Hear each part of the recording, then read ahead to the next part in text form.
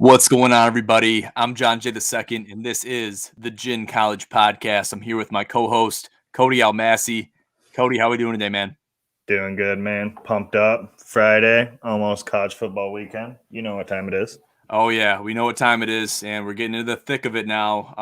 Only, just about a week before the Michigan State game. I know that's the very sought-after game that we're all looking forward to, that we're all very excited about over here at Gin Promotions and the Gin Sports Network. Very exciting time of the year, very good and anticipated time of the year. So we're very excited and highly anticipating this game, especially if both these teams go into this week or this coming weekend undefeated. And that's something that is looking like a very real possibility.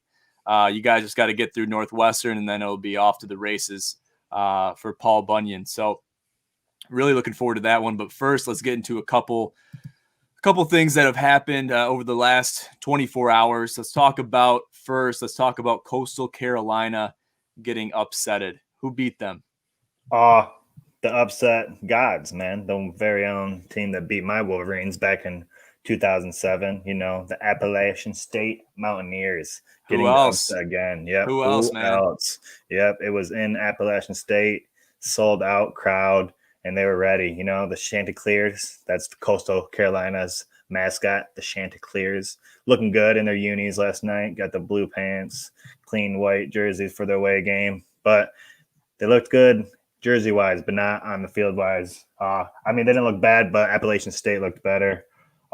Quarterback Chase Bryce, who backed up Trevor Lawrence for a couple of years, never seen the field too much, but he was lying in wait. He's now on the Mountaineers, and he had 347 big ones and 2 TDs to help the Mountaineers get control of the Southern Belt East Conference. Yeah, I still don't know what a Chanticleer is. Based on Coastal Carolina's logo, I think it's a bird of some sort. Some kind of like rooster type deal. Yeah, some kind of rooster with a lot going on, up here and stuff. So, but yeah, Appalachian State got the better of them, beat them by a field goal, 30-27.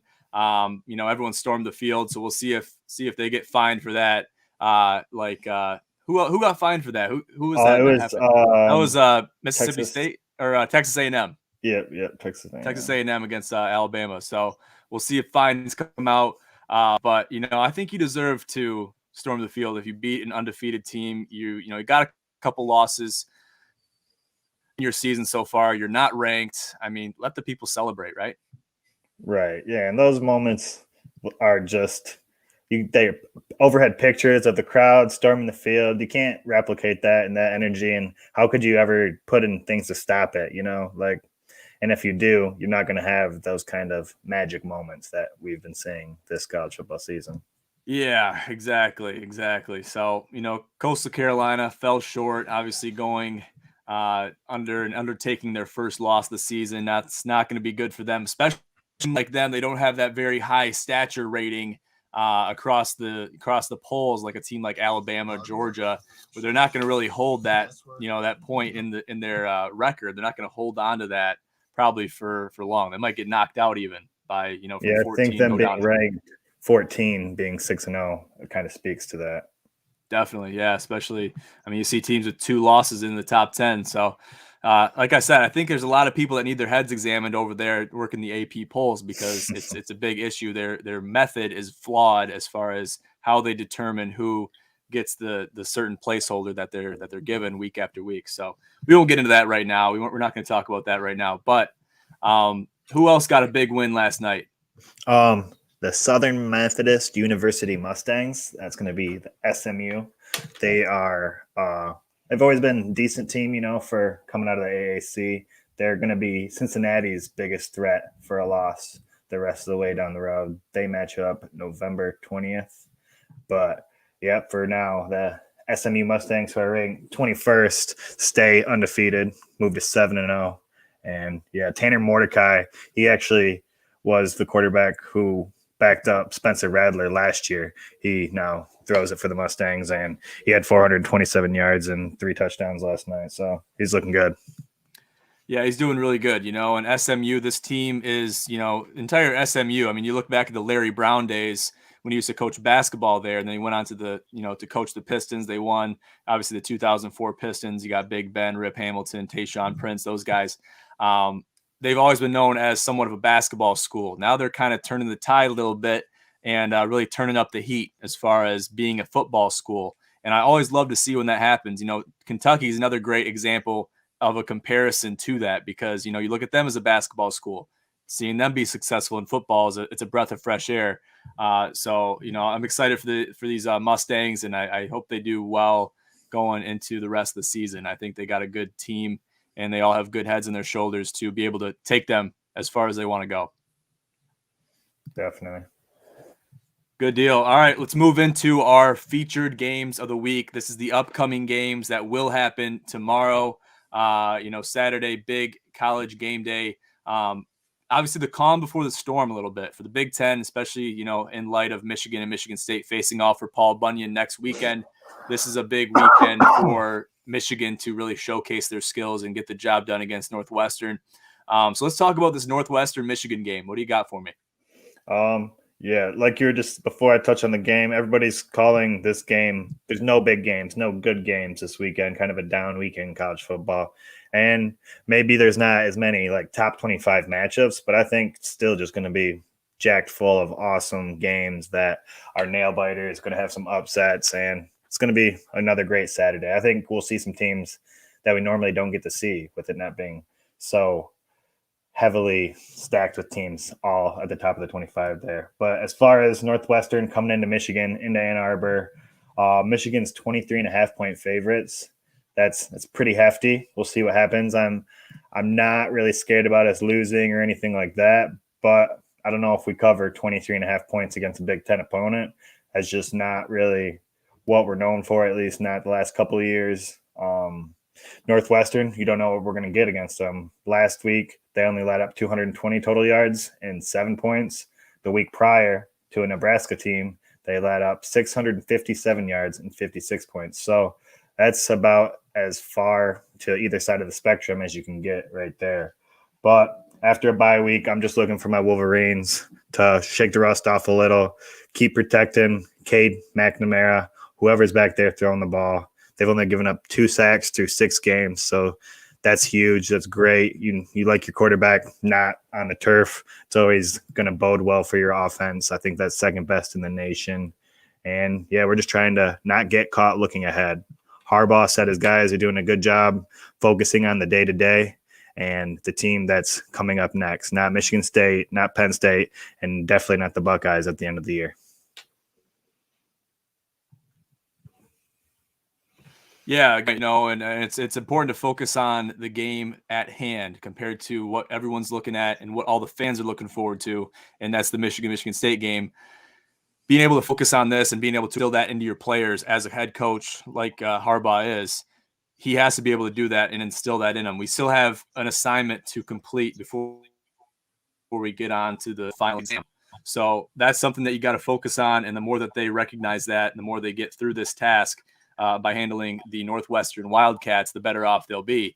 Because we all know Northwestern, they've been known some upsets a time or two. They're coming in 3-3, 1-2 in conference play. They have nothing to lose. So they're going to be looking to lay it all on the field, put it all on the gridiron, and it's going to be a dogfight, I think. I don't think Michigan covers the 23.5 either, but I think they win by a considerable margin. I think they win by 14 at least. Yeah. I think that's it could go either way though. It could go either way. You never really know when it comes to covering spreads, especially when it's over 20 points. That's kind of the cutoff for me where I'm like getting a little wary because 20, 21 points, that's 3 touchdowns essentially. If you get caught in a rut where you're just getting 3 and outs. I can see it being 21, but right after that, it's just hard to see. You can see it happening, but it's hard to bet on it or assume that it will happen. But last time these two teams matched up in 2018, Michigan was, I think, favored considerably and found themselves in a 17-0 hole and had to fight their way back to win by a field goal in 2018. So that was the last time they matched up. And in basketball and football, Northwestern loves to give our Michigan teams across the lake a hard time for whatever reason. Yeah, they're just that kind of team. They play with a lot of grit. I could compare them to an Iowa team or a Penn State. And that's in the olden days when, even Notre Dame team, they play with a lot of grit, might not have the best record year after year, but they're going to come out swinging. They're going to be playing playing their hearts out on the field to get the job done, or at least put themselves in a position to be in contention for the win. So obviously they're going to be looking at Michigan as a team that's undefeated, big hot shot team, number 6 in the nation in the Big Ten, and they're going to be looking to beat them. They want to get the upset, just like any other team. Yep. Anytime you're undefeated, you're going to get your opponent's best shot, just trying to ruin your season and watch you unravel the rest of the way, and at least hang their hat on that. Yeah, you got a target on your back. Anytime you got a target on your back, you're going to be playing. Hopefully, you don't play scared, but you're going to be wary of it. You're going to be wary of that fact. Hopefully, you don't let it affect your play, but it's going to be something that's on your mind for sure. We look forward to Michigan winning this game at least, though, and hopefully they can get 7-0 following this game against Northwestern. Then the real fun begins. Then the real fun begins. Then we get to start looking forward to the Paul Bunyan matchup, which we'll be talking about. Well, actually, I probably won't be talking about it a whole lot. I might hop on the podcast next week, but I'm actually going to Mexico next week. So it's going to be a little dicey. We're going to figure it out. Cody will be able to hold down the fort for me if I'm absent, but I'll be doing my best to make it on that show. So let's move on. Before we move on real quick, I want to talk about the Paul Bunyan Trophy. You reminded me that this is the first time between Michigan and Northwestern that the matchup's going to be rewarded at prize. It is now going to be the battle for the George Jewett Trophy, which was each university. He was their first black football player, which pretty awesome. Named something after him. He played for Michigan his first 2 seasons and then went to Northwestern to finish medical school. But he was their first black football player for both teams. So going forward, it will be the battle for the George Jewett Trophy. Really? That's Michigan State or for Michigan Northwestern? Michigan Northwestern. Okay. Yep. Ooh, it scared me for a second. No, we can't get rid of Paul Bunyan. I mean, that's great. That's great that they're doing that and having anytime you're playing for a trophy, even if it's 2 teams that never played for one, to make it a trophy game, it just adds to the aesthetic. It adds to the competition. So I'm completely in support of that. Whenever that's the case, to make that apparent for a game. So that's really sweet. Good news. Cool.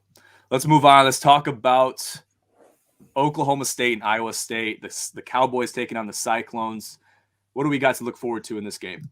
We got to see the Cowboys featured in that marquee matchup last week with the Texas Longhorns, and Oklahoma State got the better of the Longhorns and got some respect put on their name, as I said on Monday's show. Moved to 6-0, number 8 in the polls, but not too much respect from Vegas or the bettors, because the Cyclones, believe it or not, are 7-point favorites.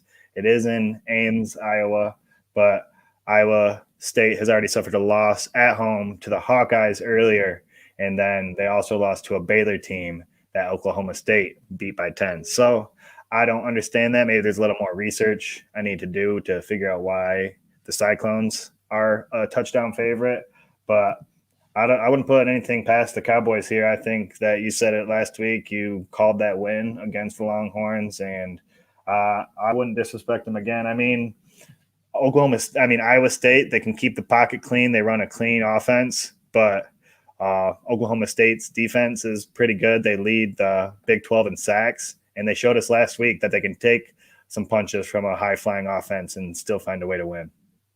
Yeah, exactly. That win against Texas and the Longhorns was big. They obviously pulled that one off, in style late in the game. So I'm excited for this game, but I'm kind of surprised by this anomaly as far as spreads are concerned. You got 6-0 Oklahoma State. Yes, they're playing away at Iowa State. Yes, Iowa State has a great football team this year. Yes, they're 4-2, 2-1 in conference play, but you got to be focused on that spread. There's got to be something that the bookies are seeing that we're not seeing, because they could be making that spread. They're not going to make a spread to make it easy for the bettors to make money. And there's a couple this week that are focused on, at least, and from my perspective, they're in the bettors' favor with really good odds and very good potential. We'll talk about that at the end of the show. But really, it's just going to come down who comes out and who comes out to play. And is it going to be the Cyclones or the Cowboys? I guess we'll have to see and wait until Saturday. Definitely excited to see how this one shakes out. Brock Purdy, he leads the Cyclones offense. Him and his running back, Breece Hall, they get a lot of national attention, or at least they did last year coming into this year when the Cyclones were set up for a big run before that loss to Iowa. Breece Hall, I'm sure he'll be running for some team in the NFL at some point or another. He's coming off his best game And like I said, the Brock Purdy, they run a clean offense, and that's because the offensive line protects him so well and open holes for the running back. So that'll be a big key if the Cowboys, who, like I said, lead the Big 12 in sacks, can get in there and disrupt that offense. I don't think it'll be that much of a game. Yeah, the Oklahoma State defense, they're going to have to get in and disrupt Brock Purdy from getting the ball to his receivers through the air. You're looking at 1,341 yards through the air, 9 touchdowns, 116 for 157. That's pretty good rating this far in the year. And 4 interceptions, but you'll be able to look past that by looking at those passing yards and the touchdowns. I think he's third in pass completion percentage as well. The completion percentages. That's something else you got to look at too. You can limit him through the air. I mean, you're gonna have a good chance. So got to take a blueprint out of what the Hawkeyes did earlier. Yeah, exactly. You're gonna have to do that and limit the pass game. So we'll have to see what happens in that game. Going to be a great matchup either way. We're looking forward to that one. Going to be watching it. And a lot of people said, you know what, this is kind of a week that's a little bit of a low end week as far as competitions are concerned. I think that'll give us the chance, similar to what you said earlier, Cody, to focus on these lower tiered games and really dive into some of these games because there's a lot of good athletes, a lot of good football to be played. So we got to be focused on that. Exactly. That was kind of my idea when I put in this next game, because I don't know if it has huge implications about what happens at the end of the season, but our last game we're going to cover is USC at number 13 Notre Dame. Notre Dame, they took the loss to Cincinnati 2 weeks ago, had a bye week, kind of quieted down a little bit. We haven't heard too much from the fan base. The media hasn't really talked about them. And I think them not being in a conference really hinders them and has something to do with this, because after that loss to Cincinnati, they're kind of going to be in that limbo area of 13 to 10 with no conference championship. There's no real other big game to prove yourself. But there's lots of athletes that I think we're going to be watching for years to come, going to be featured in this game from both sides of Notre Dame and USC. Yeah, and you have that is important stat that's in here too. Last year was the first time teams haven't played one another since 1943. That's World War II era. And Notre Dame leads the rivalry series 49, 37, and 5. So it's going to be a matchup. It's going to be a good matchup. And I'm really excited for this one too. There's good matchups this weekend, guys. Don't make it sound like, or don't, take it like there's not any big games this weekend. There is. Don't buy what ESPN is selling you, is what he's saying. Exactly. Don't buy what the big networks are selling you. Exactly. The big networks, the big media are trying to sell you snake oil. Don't buy it. Trust me. Don't buy it. Deer antler spray. Yeah, exactly. So it's going to be a good matchup. USC, I guess they've seen some struggles this year at 3-3, but Notre Dame, they found their stride and they've won some big time games. So I'm looking for Notre Dame to win this one. The spread is 7. What if you had to pick this game? Which way would you pick it? Definitely on your side. It's in South Bend. It's at Notre Dame. The last time that USC won in Notre Dame was 2011. So that was when Lane Kiffin was the coach. So that is a long time ago, a decade ago, in fact. And yeah, also Notre Dame hasn't lost a game to an unranked opponent in 36 games, which is the longest active streak in college. So they got a lot of history in their favor, along with them leading the rivalry series, like you said, by 12 games. But the names I wanted to talk about, Notre Dame safety, who your buddy, he talked about Kai Hamilton. He's going to be in the NFL, making big plays for an NFL team one day. Their tight end, Michael Maynor, we've talked about him, baby Gronk.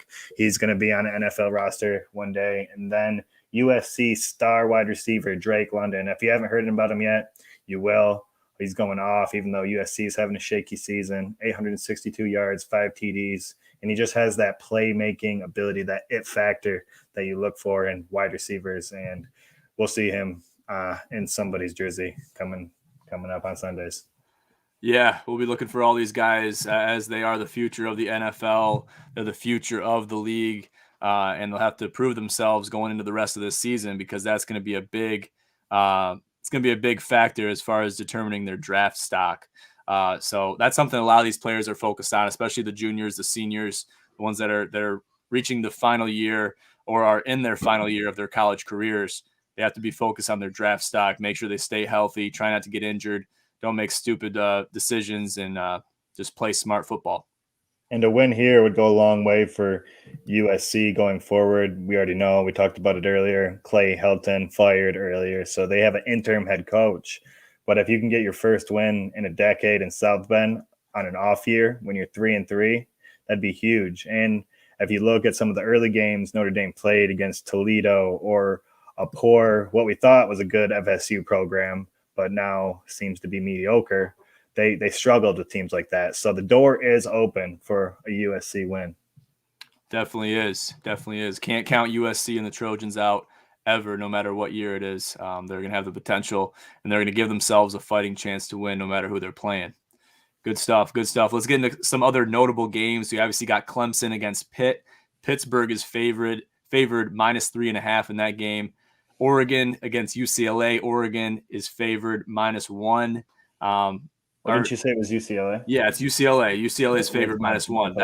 That spread has actually swapped a little bit, though. I was looking at it the other day, or looking at it yesterday, and those spreads have been out all week. It was Oregon -1 at first. Now it is UCLA -1. They're playing at home. And then you got Wake Forest 6-0 against Army 4-2. Wake Forest favored by 3 points, a field goal. Then the Buckeyes are facing Indiana. Ohio State favored by 21. Then you got Tennessee and Bama, Alabama -25. I mean, there's a lot of good games. Small spreads and then went to the big spreads there. Yeah, there's a lot of big spreads and a lot of small spreads. I think there's some opportunity for the bettors to put a solid parlay together. I'd say 3 or 4 legger and have a good opportunity to win if you play your cards right. Obviously, there's going to be your upsets. I'd stay away from the bigger spreads, 20 plus points, even 15 or 10 plus. You're going to want to stay away from those spreads if you can. And I just go for straight money line bets, to be honest with you. Straight money line and parlay them. Parlay the money line bets. That's the best way to do it. Then you're just rooting for a team to win instead of having to either win or cover. Yeah, or win and cover. Sometimes you got to win and cover. So a little bit of, just limiting the amount of factors involved can help you out sometimes. So I guess that brings us into our picks. What do we got this week as far as picks, Cody? I'll let you go first. All right, I'm leading the way. Well, I got all the underdogs, not to win, but to cover the spreads here. Purdue, who just coming off a marquee win against the Iowa Hawkeyes, the number 2 team in the nation. They're 3.5-point underdogs at home against Wisconsin. So I don't really understand that. I think that the Badgers are going to lose it straight up, but why not be safe and take the plus 3.5? I think you took the money line here. I got UMass. I didn't put down who they're playing, but they are 35.5-point dogs to, I thought it was going to come back to me. They're going to cover the 35.5 points. I'm looking it up right now. Okay. And then I have, what's my last one? South Carolina, the Gamecocks are going to cover the 19.5-point. They're 19.5-point underdogs against Texas A&M. And I think that they're not completely like this. They're not almost 3-point underdogs, 3 touchdown underdogs. So I think that they can cover. I think the reason that one is so high is because the Aggies beat Bama, the Crimson Tide, obviously, gave them their only loss. But I don't think that they're going to beat the Gamecocks by 19.5 points. Yeah, the Gamecocks can be tough to beat by that much, period. So you got to be focused on that. See how many points they've put up. Florida State. Team you're looking at. Florida State. Yeah, that's who UMass is playing. Yeah, that's right. I don't know why I couldn't find it. Nobody's ranked in that matchup. Thought they were. Yeah. But yeah, no matter who you're playing, you got to make sure that your team, whoever you pick, if you're playing with the spread, against the spread, whatever you're doing, you got to make sure that team has the possibility, has the opportunity to put that amount of points up. Have they done it before? Just because they've done it before doesn't mean they're going to do it again. But if they have done it before, that gives you a better inkling that they will do it again based on the strength of their offense compared to if they've never done it before and just assuming they're going to do it randomly on any given week. So things to consider too, a little bit more to add to your betting IQ notebook. If you guys have one, add that in there. So I'll get into my picks real quick here before we get signed off. I got Oklahoma State money line against the Iowa State Cyclones. I think that's a good pick. And they had a big win over Texas last week. They're I think it's, what is it, 7? I think it's 7 points that Iowa State is favored by, or it's Iowa State -7. So take 8th ranked Oklahoma State against unranked Iowa State. Yes, Iowa State's at home, but I think they will easily win that game. Maybe not easily. It's going to be a dogfight. I think the bookies see something that I don't see. But if you don't feel confident about that, just take Oklahoma State +7. I think that's a safe bet. Then take Purdue money line. Obviously, I think do you have that pick too, or you got them +3.5? Yeah, I just got them to cover. Yeah, so I took them money line after that big win against Iowa. I like that matchup. I like their offense. I like what they got going on. And then take Oregon money line. It's currently UCLA -1. Take Oregon money line. You're probably going to get plus something, not a whole lot, probably +105 or something like that. But parlay it with Oklahoma State money line and Purdue money line. And then I got the Purdue Wisconsin over 40.5. I think it's going to be a dogfight offensively. And I just hope they cover that. 40 has been a significant number as far as over-unders. Teams have been scoring less points, averaged across, especially the Big Ten. These games have been dogfights, especially when their defensive stands. And so it could go either way, but I like the over in this game. Purdue, Wisconsin, take over 40.5. I'm going to parlay probably all 4 of those and put them in a bet. Purdue to hit the over last week too, and they came back to bite you, but it did. For some more. It did. I'm back for more. I think they got what it takes. And Wisconsin's defense isn't as good, so I think. Yeah, that's what I'm thinking of too. They're not as good as Iowa's defense was, and that Iowa I just figured to be an all around better team, and they didn't pull it off. So I like this pick this week, and we're going to ride it into the sunset. I'll put the bets up on the Bet with Gin Instagram that you can see below on the bottom of your screen for those of you watching live, and follow that page for all the bets that we put out there publicly. We release those slightly before the games start and begin. That's for NBA, NFL, NCAA football, college football, and whatever else is going on. There'll be a lot of college basketball, I'm sure, coming out on the Bet with Gin Instagram going into the season. So look forward to that. Definitely. Good stuff. Super all right. Excited for hoops. Yeah. Oh my gosh, me too. I'm very excited and highly anticipating the college hoop season. It's going to be it's going to be a very impressive season. I know it is. A month away. I'm excited. Less, I think.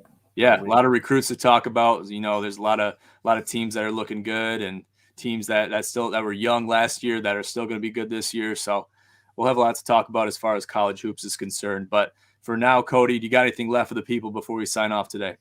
Go blue, baby. That's all I got. I'm gonna give out a go blue too myself, and I don't usually do this, but I want both of these teams, Michigan and Michigan State, to be undefeated going into each other. And I'm not a big Northwestern guy. I don't have a warm spot in my heart for Northwestern. So go blue this weekend, and let's hope Michigan wins. Hope both these guys are undefeated going into the Paul Bunyan weekend. Very exciting stuff. It's gonna be a hell of a weekend in East Lansing. Yes, I'm not going to the game, but I'm going to East Lansing. Are you? Okay. Me and the missus gonna watch it from a bar in East Lansing, and then go to a Halloween party after. Good for you, man. Yeah, I mean that kind of leaves the opportunity. I guess the upside to having a noon game is it allows you to have the rest of the day to do whatever you want and things like that. Make a day of it. So that's cool. Good deal. All right, guys. Well, that brings us to the end. Make sure to stay tuned for all of our merchandise and events coming out very soon. All the dates and flyers for our events will be coming out here in the next week or so. So stay tuned for that, as well as merchandise. And always stay tuned and posted to our social media for all updates. Cody's been killing it on social media. You can see his @ for that's actually his Instagram @, but I have his @ for his Twitter in the description of the podcast. So make sure to check that out. @Gin Analytics is Cody's Twitter account. He's been killing it, getting to some controversial conversations with some people on the Twitter wavelengths, and we love it. Good fight. We love it. Wolverines against mainly Buckeyes. Mainly Buckeyes are the ones on Twitter who. The Buckeyes are bad guys. I don't care who you talk to. Okay, they're bad guys. Treat them like that. So stay tuned to the social media, guys, and make sure you stay in the loop for all updates regarding Gin Promotions and the Gin Sports Network. But I'll leave it at that. Thank you for tuning in to the Gin College Podcast. I'm your host, as always, John J. II, with Cody Almasi. Have a great weekend.